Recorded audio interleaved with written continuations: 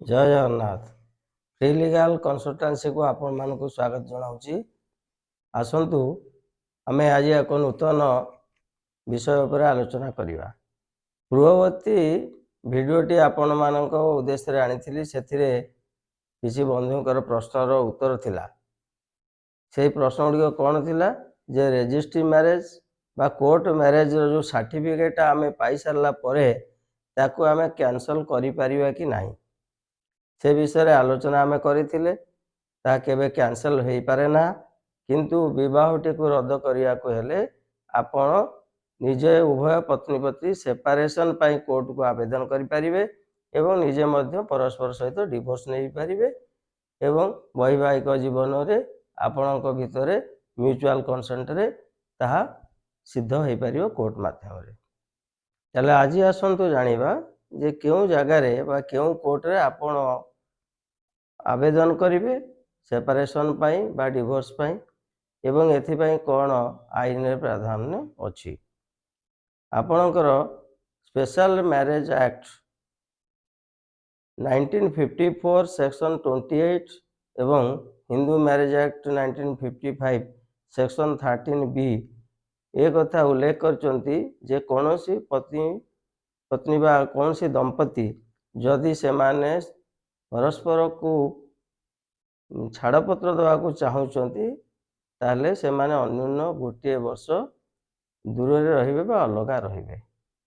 आज तार पूर्ववर्ती सेक्शन कथाटी आम विचार को आनिबा, अर्थात स्पेशल मैरेज एक्ट रो 27 धारा एवं हिंदू मैरेज एक्ट रो 21(1)D यही जो धाराटी रही एथिरे आपण को स्वतंत्रता दिखाई जे आपण जदि कौन सी वैवाहिक स्थिति रे आपणकर मनमालिन आसिला बा कौन सी पारिवारिक हिंसा देखादेला बा कौन सी क्षेत्र रे कौन सी स्पाउस बा दंपति धर्म परिवर्तन करदेले बा कहीं तांको भीतर मृत्यु हो गला बा कहीं पलायन कला कि छाड़ी चलीगला ताले सही क्षेत्र रे से माने पुनराय आवेदन करेंगे कोर्ट को सही विवाहटी को विच्छेद करने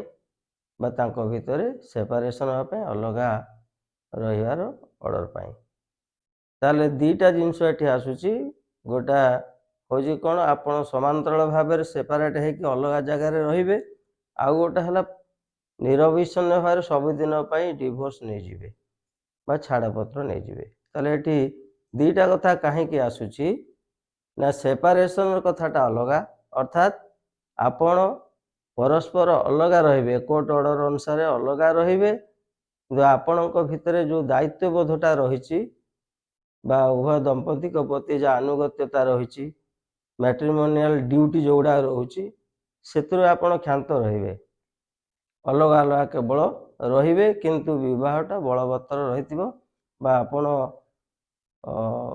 पति पत्नी उपरे परिचित बोली प्रमाण रहिबो।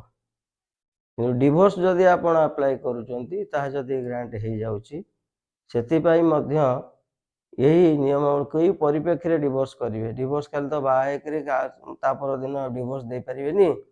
डिवोर्स करिया हेले निश्चिंत भाव में सही भली सफिशिएंट कॉज थिया दरकार, कारण विवाह करने जो भली एक संवैधानिक विवाह होगापी जो सांविधानिक आपण को अधिकार मिली कॉन्स्टिट्यूशनल एक्ट 21(1) रे प्रत्येक नागरिक निजे विवाह करें बयस उपनीत होला पर विवाह करें।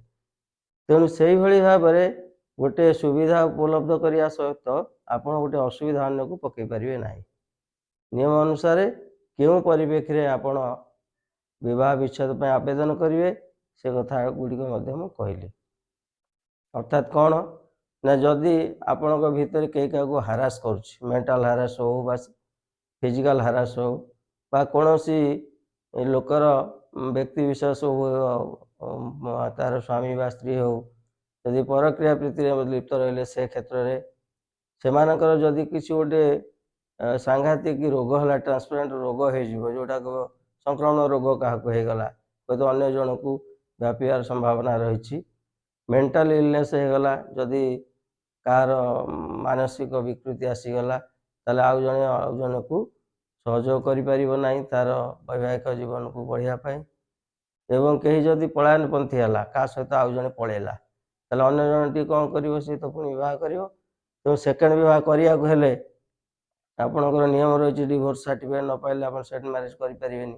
ତେଣୁ ସେହି ପରିପ୍ରେକ୍ଷୀରେ ମଧ୍ୟ ଆପଣ ଆବେଦନ କରିବେ। ତାହେଲେ ଆବେଦନ କରିବାର ଯେଉଁ ପ୍ରକ୍ରିୟାକରଣ, ଏ କଥା ପାଇଁ ଆପଣ କୌଣସି ଅଭିଜ୍ଞ ଲୟରଙ୍କ ସହିତ ଯୋଗାଯୋଗ କରିବେ। କେବଳ ଏତିକି କହୁଛି, ଆମର ଜିଲ୍ଲା ଜଜ୍, ପ୍ରତ୍ୟେକ ଜିଲ୍ଲାର ମୁଖ୍ୟ ନ୍ୟାୟାଧୀଶ ଯେ ତାଙ୍କରି ଇଜଲାସରେ ଆପଣ କୋର୍ଟ ଫାଇଲ୍ କରିବେ, ଡିଭୋର୍ସ ଫାଇଲ୍। ତାପରେ ସେ ପ୍ରପର ଭାବରେ ବା ଉପଯୁକ୍ତ ଭାବରେ ସମସ୍ତଙ୍କ ବୟାନକୁ ଭିତ୍ତି କରି ଏବଂ ପାରିପାରିକ ସ୍ଥିତି ଯାହା ଅଛି ତାକୁ ଅନୁଧ୍ୟାନ କରି ସର୍ବଶେଷରେ ରାୟ ଦିଅନ୍ତି। ତେଣୁ ଆଜି ଆମେ ଜାଣିଲେ ଯେ କିଭଳି ଭାବରେ ଆପଣ ଡିଭୋର୍ସ ନେବେ ବା ସେପାରେସନ୍ ହେଇ ରହିବେ, ପରସ୍ପର ଅଲଗା ରହିବେ। ଏହି ପରିପ୍ରେକ୍ଷୀରେ ମୁଁ ଆପଣ ପୁଣି ଥରେ ଆବେଦନ କରି ନିବେଦନ କରିବି, ଏସବୁ ଭିଡ଼ିଓ ଗୁଡ଼ିକୁ ଆପଣ ସମ୍ପୂର୍ଣ୍ଣ ଭାବରେ ଦେଖନ୍ତୁ ଏବଂ ଦେଖିସାରି ତାକୁ ସବସ୍କ୍ରାଇବ୍ କରନ୍ତୁ। ଯେଉଁମାନେ ନୂଆ ଆସୁଛନ୍ତି ସବସ୍କ୍ରାଇବ୍ କରନ୍ତୁ, ଲାଇକ୍ କରନ୍ତୁ, ଆପଣ ନୋଟିଫିକେସନ୍ ସବୁଗୁଡ଼ା ପାଇବେ ଭିଡ଼ିଓ ଗୁଡ଼ା। ଏବଂ ଏଟାକୁ ଟିକେ ସେୟାର କରନ୍ତୁ। ବହୁଳ ମାତ୍ରାରେ ସେୟାର ହେଲେ ଅନ୍ୟମାନେ ମଧ୍ୟ ଏ ଭିଡ଼ିଓ ଗୁଡ଼ିକ ଦେଖିପାରିବେ। ଶେଷରେ ଆପଣମାନଙ୍କୁ ଧନ୍ୟବାଦ ଜଣାଉଛି। ପୁଣି ଏକ ଆଗାମୀ ଭିଡ଼ିଓ ଅପେକ୍ଷାରେ ଆପଣମାନଙ୍କୁ ସ୍ୱାଗତ ଜଣାଉଛି। ଜୟ ଜଗନ୍ନାଥ।